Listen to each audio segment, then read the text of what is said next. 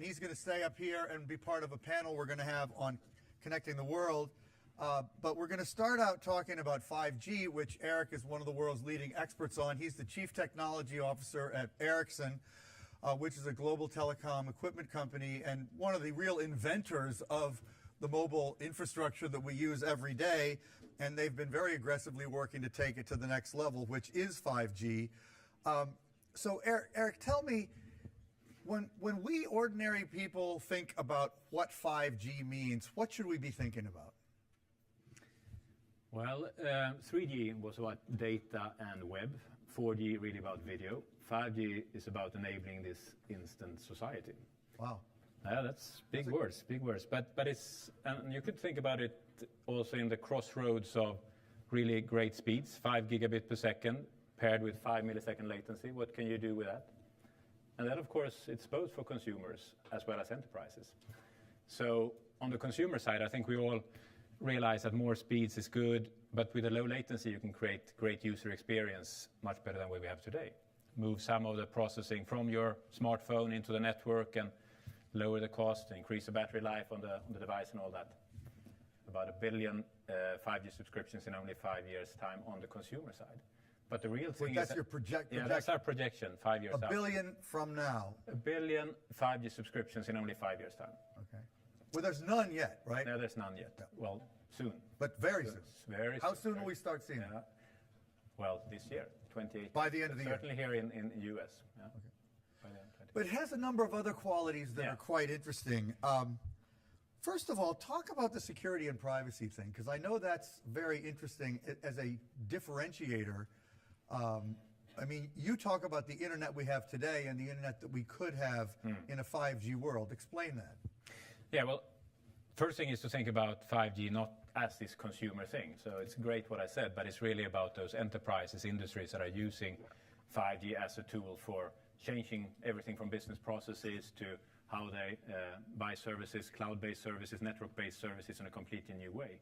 And then it's actually true, exactly what you said, that 5G also enables better security for IoT, all the way from endpoints, devices, through the networks, all the way to the back-end servers. And it's inbuilt.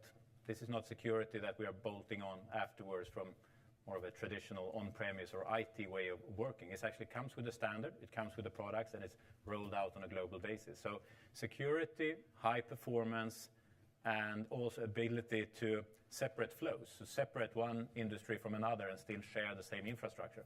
All of these things, they are sort of built into 5G from the get-go. So in other words, we might even be able to have like a shipping sort of intranet or a retail intranet in effect on 5G that are truly autonomous sort of ecosystems that we couldn't have now. Is that what you're saying?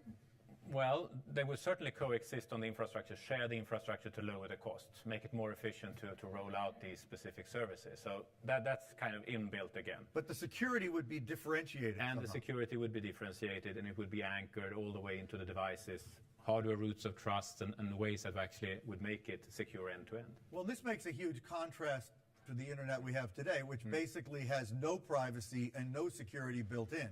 So basically, when we have an internet that is built on 5G, which is what we will have, because ultimately everything's going to be wireless, and 5G also, interestingly, will replace a lot of the last mile stuff. So basically, would you say it's correct to say that, say, in 15 years, or certainly, I don't know, 10, whatever 15 the number is, you tell me, pretty much the entire internet will probably be 5G.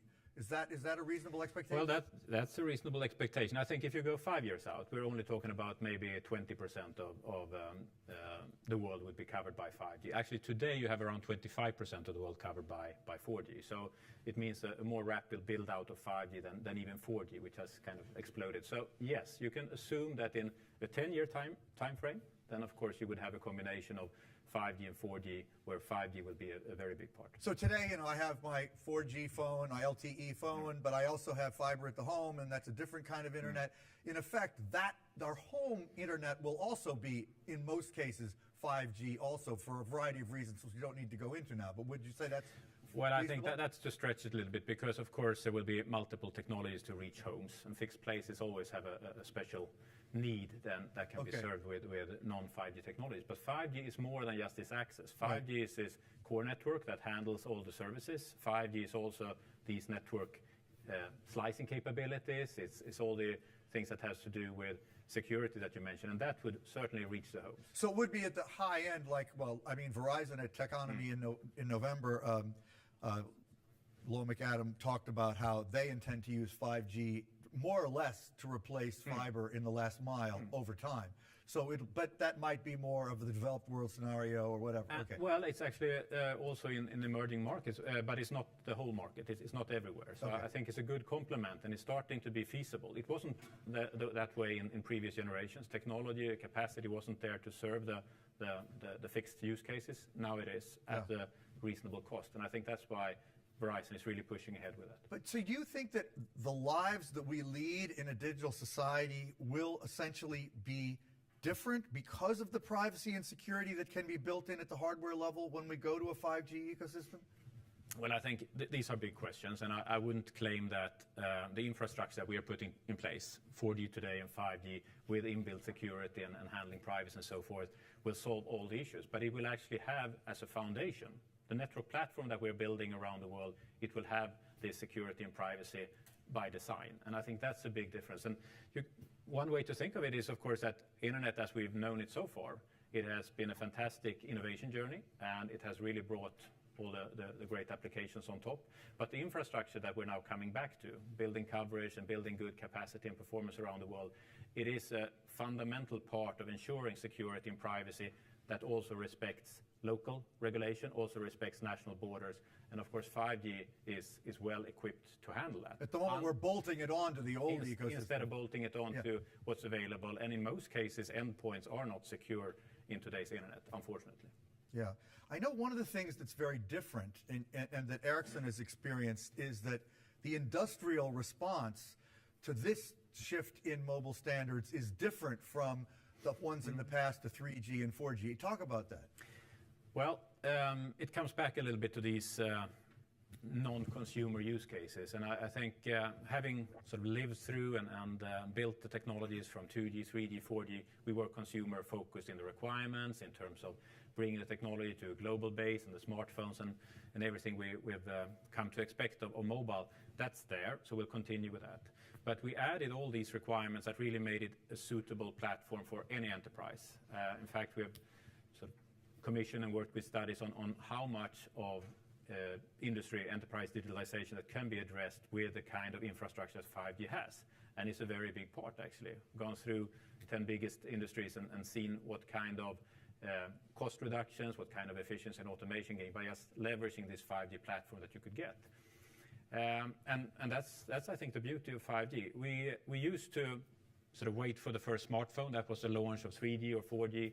Now we get a lot of inbound interest from the enterprises and industries coming to us and asking, when can we start to use 5G? Because we want to use it for smart manufacturing, automation. We want to use it for smart transportation, cities, and of course tracking and tracing. Those are big application areas where we are getting a lot of inbound interest. Which was not at all the case with 4G. It was not the case with 4G, partly because it was so consumer-centric, but I would say also because the technology was not really there when it came to some of the performance requirements in terms of resilience, reliability, in terms of availability, and of course speeds and latency are really critical in this as well. So when we think about why 5G has gotten industry excited, and I know you have like 30 test things with all different industries around the world, which you never did before in any of these transitions, but is it really, in effect, to summarize because of the Internet of Things and the way 5G will be able to facilitate a more robust emergence into that kind of a world?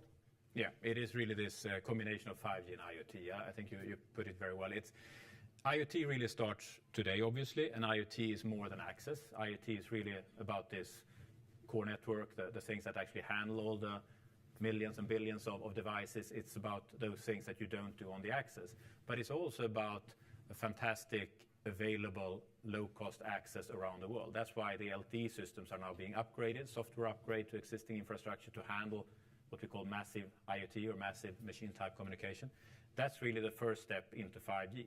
And then you make further upgrades to the access, getting access to new spectrum, mid bands and high bands that would give you higher capacity, obviously, also better performance in terms of latency and bitrate. So the IoT journey really starts now by upgrading the current 4G system. And I know 5G allows the network to be sort of intelligent with regard to what the end nodes are. So it cannot devote excess bandwidth to a agricultural sensor, but it can give sufficient bandwidth to a video receiver or whatever.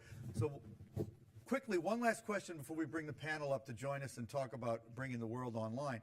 You know, the ZTE ruling that the U.S. government recently made was a big, big change in U.S. government policy.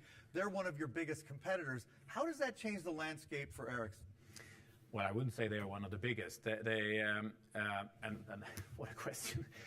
Sorry.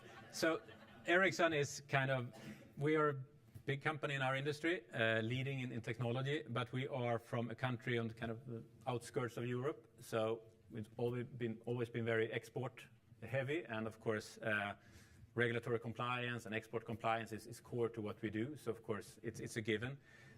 I wouldn't say that the current situation with ZTE has a major impact on us, actually. Okay, good. I'm going to shift one seat over. You stay where you are. Could we get the other two